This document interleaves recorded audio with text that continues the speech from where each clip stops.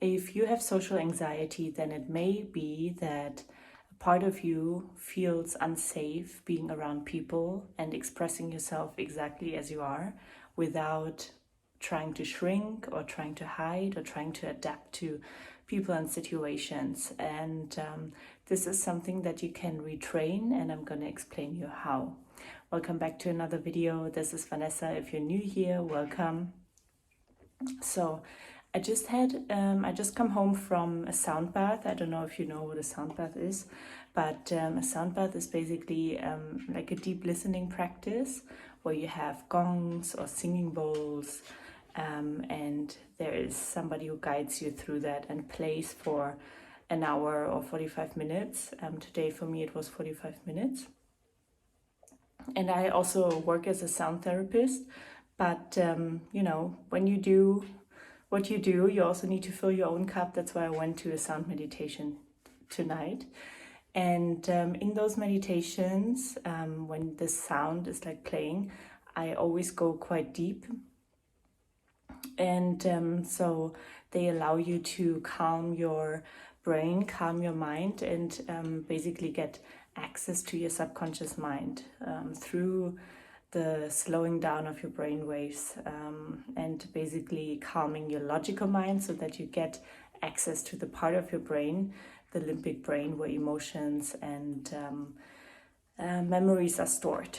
So when we are really busy in our day, we don't really have access to this part of our brain, but it's super helpful to get access to this part of our brain to understand, why do we have social anxiety? Where does it come from? What part of ours doesn't feel safe? And when I speak about parts of yourself, I refer to internal family systems or partswork. I work with this approach a lot in my own work, but also when I work with clients, and I find it absolutely freaking powerful. So basically how it works is, and we talk here now in this specific case of you having social anxiety and, let's say, dreading to go out in public, to go to a party, or to, just go on the street and go to the supermarket or whatever it is for you. So what can happen is, this feeling when you get sweaty hands, or, sorry, I have a doggy here, so she wants cuddles, and if you hear her, that's just her wanting love and attention from me. So I'm trying to do both at the same time, right? Okay, so where were we? Okay, so when you're fearing to go in public, the first thing I would do is notice the physical symptoms or sensations. So do you get sweaty palms? Do you feel anxious? Do you feel tingling in your body? Where do you feel constricted? Maybe in your chest or in your throat? Yeah, just notice what happens in your physical body, because what you need to do is you need to really get to know your social anxiety to understand what your body tells you. So when you have these symptoms, write them down just for you. I'm just explaining some general symptoms that I know from myself, but you should check in with yourself, with your body, and just to understand what are your specific symptoms. I can't tell you, I'm not you, you just know. So find out, connect, and maybe the first time you connect, you will not immediately get it all, but over time you will notice, oh, and then today I couldn't breathe, or I felt dizzy, or whatever. Okay, so just notice, make a little anxiety journal that can really help you to understand and familiarize yourself, build a relationship with your anxiety. It's super helpful, super powerful. And then the second thing is, it's really psychosomatic. So a part of it is psychological, like your mind is having certain stories go around in your head, and when the story is repeated often enough, then it becomes a belief. So you may have beliefs looping in your subconscious mind, the place that I just told you about, that you can hardly access, but you can access. And it just takes a little more work than being in touch with your logical mind. So you may have limiting beliefs or negative beliefs looping that tell you are not safe, or the people around you are not trustworthy, and these kind of things. And so there may be a part of you actually. And again, I'm referring here to internal family systems, partswork. And so partswork is basically you see yourself as made of, yes, baby, made of different parts. So there may be the 1-year-old part, the 14-year-old part, the 20-year-old part, the 16-year-old part, the 5-year-old part, like all these parts. And in all those times in our lives, we live through experiences that shape us, either for our benefit, or in sort of like against us, and limiting basically our natural and authentic expression. So we may learn, hey, if you say this or behave like that, you are not appropriate, or you're not loved or appreciated, so better don't do that. Yeah, that is not the truth, but this is what we pick up. And as children, our mind is very malleable, let's say. So you don't really know better, right? Like often we just pick up the beliefs that we either witness from the interactions between other people, or we get exposed to in interaction with other people. So even if, let's say, one of your parents wasn't present because they just tried to earn money and for the family, you may have picked up the belief, okay, they're not here, so that means they don't love me, and that's why they're not around. You never know. Children can pick that up, but they don't have to.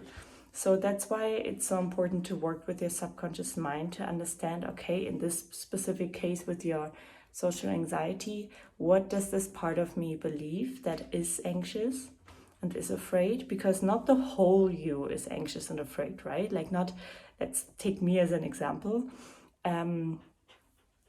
Not the whole Vanessa is afraid. The adult Vanessa is not afraid. What should she be afraid of, But there is a part of me that's maybe 4 years old or 3 years old that, was often reached around and left in different houses, to be taken care of. And that's why I never felt like I had a strong foundation or a strong belonging. So that created for me the belief I don't belong. And when you don't belong, when you don't feel like you belong, you don't feel safe, especially as a child. So you feel like, all right, I'm always in different situations. And especially if you are a very sensitive being, then you just learn, I need to adapt to the situations so that I'm safe, that I'm accepted, that I'm loved, that I survive in the most primal sense. So that's why that's how an anxious part can be created, because it just feels constantly unsafe and without a strong foundation. And that can be repeated when we grow up if this is not something that we release and process within us. And that part of you can connect to that part. And you can just connect and maybe close your eyes. Obviously not when you're driving or when you're working with heavy machinery. Please make sure you're safe, in a safe space where you can relax.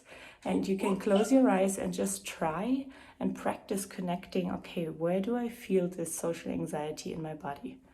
Okay, it's here, or wherever it is for you.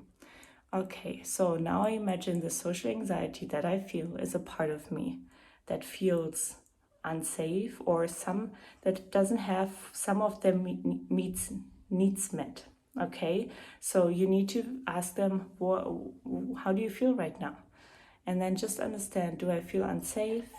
Do I feel not protected? Do I feel like I don't matter?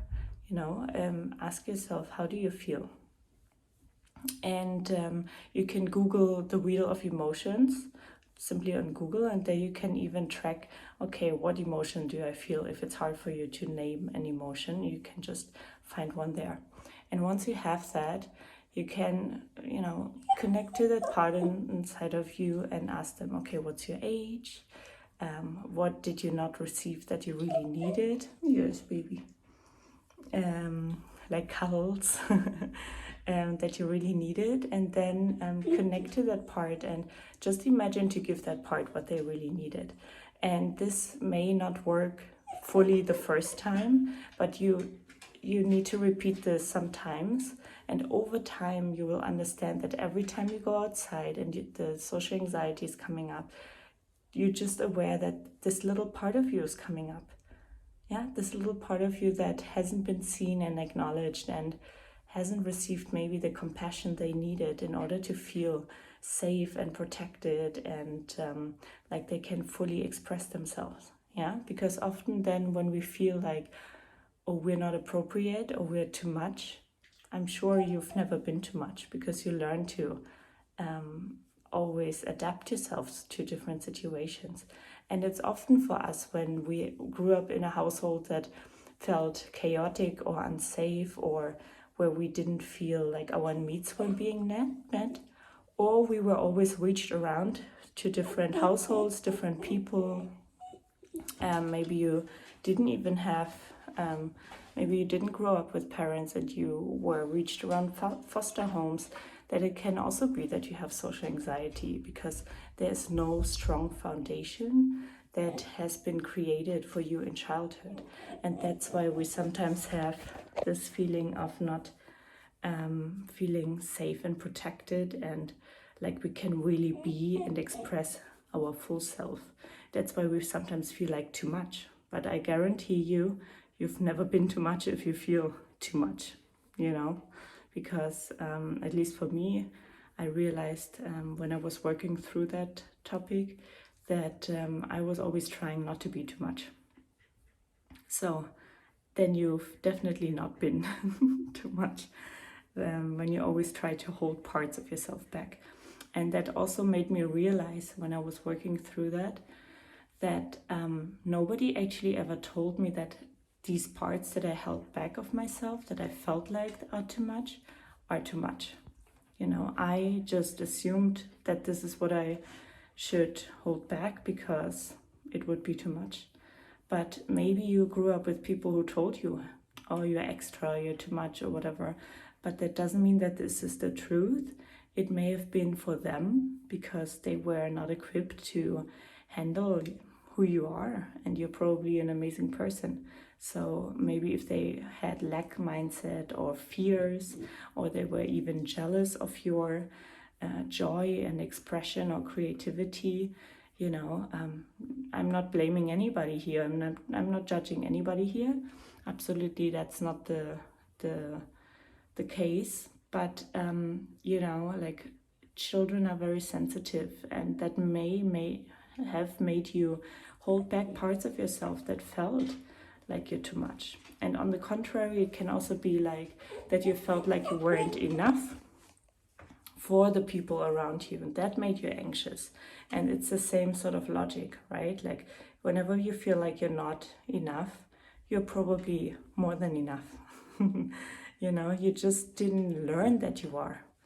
Especially not if somebody made you feel like you weren't, So this is all something that you can reprogram and teach yourself. And I call this also reparenting. So reparenting is a part of internal family systems and partswork, and it's really powerful because basically you can be the parent that you didn't have, like that didn't give you what you actually needed. And again, no judgment, no blame to your parents or caretakers, because they probably didn't learn it any other way either. But you can reparent your inner parts and be there for them now and listen to them instead of pushing them away. You know how a part of you would feel if you would constantly push them away as you're trying to get rid of your anxiety or trying to feel not too less or not too much. That's why it's so important to build compassion with our inner parts and learn to build a relationship with them.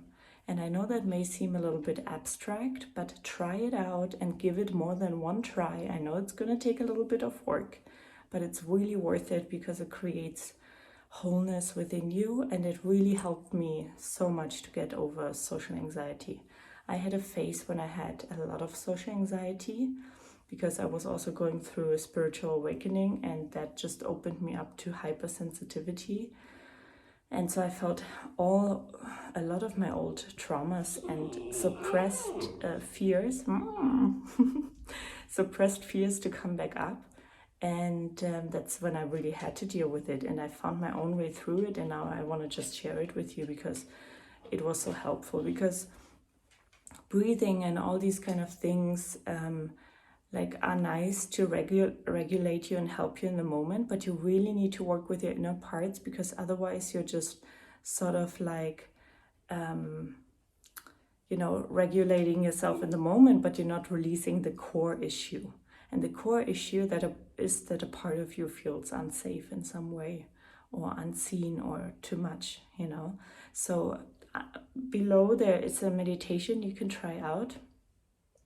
It says anger release meditation, but you can take any emotion through that. Just do the meditation. Trust me, it's really good meditation where you can start getting in touch with your inner parts and start understanding, going into your subconscious mind and start understanding, what is my limiting belief, what is my core wound here, okay?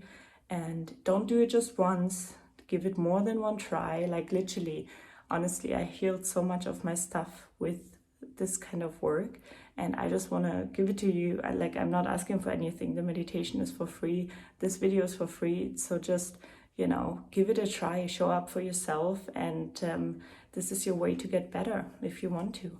So give it a try, leave a comment down below, share whatever you want about your own journey. You may inspire somebody else, or you may get support from somebody else. Yeah, okay, so be an active part of this community. If you like this video, leave a thumbs up, and if you haven't yet, subscribe. And I wish you all the best. You've got this, but you also need to take some action, my love, and I'm here to support you with that. So if you have any questions, write it in the comments below, and if there's a topic you want me to talk about, you can also write this below. Okay, I see you in another video. Ciao.